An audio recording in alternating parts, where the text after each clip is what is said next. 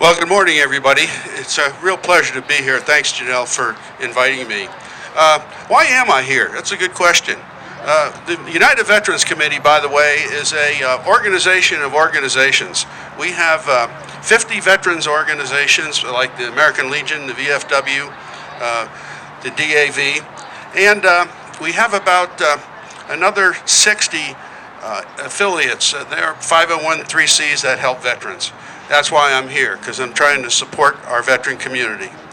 First off, let's talk about, I was told that I was going to be speaking something about the number of deaths we had in our military. I went back. You know, it's a kind of an interesting history when you see it.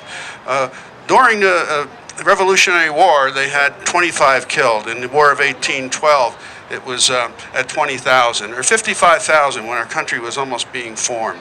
Our really toughest time was back in the Civil War, where we had 625,000 dead, and that's with a population probably of around 25 million.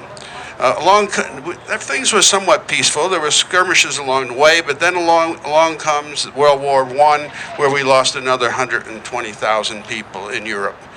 Actually, from about 1940 to about 1973 was a particularly violent era, because what we had during those periods were 400,000 dead in World War II, 37,000 in the Korean War, and the Vietnam War ended up with 58,000 dead. You know, I had a question like, who are these soldiers? Who are making these sacrifices?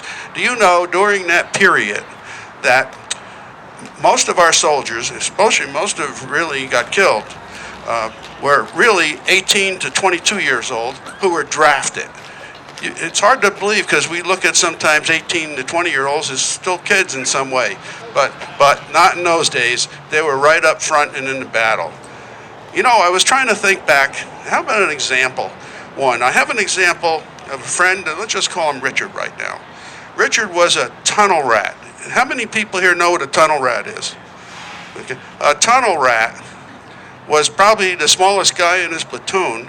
What they did with him is give him a .45, a hand grenade, and a flashlight, and he's crawling around the tunnels, okay, in Vietnam looking for enemy soldiers or any kind of weapon systems in there. You know what? That's a daytime nightmare. That isn't even a nighttime nightmare. As a result of this, Richard ended up with PTSD, which is a very important issue today. But what happened was, he told me for 40 years, every night he had the same dream, not once but multiple times. What does that do to your relationships, your education, your employer? How do you get this all done?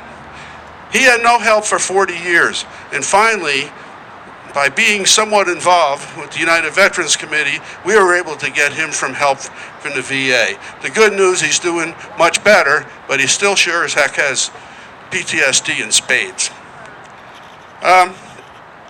One thing I was happy when you read this, it's not only about deaths, it's also about the wounded and the wounded from war. That's why I like what it says on here. It's talking about not only dead, but the sacrifices that our soldiers and airmen and sailors make. You know, I really like this monument. The only thing I think, though, understanding the impact that it has on our society and our soldiers, it should be just a lot bigger. Thank you very much. Thank you.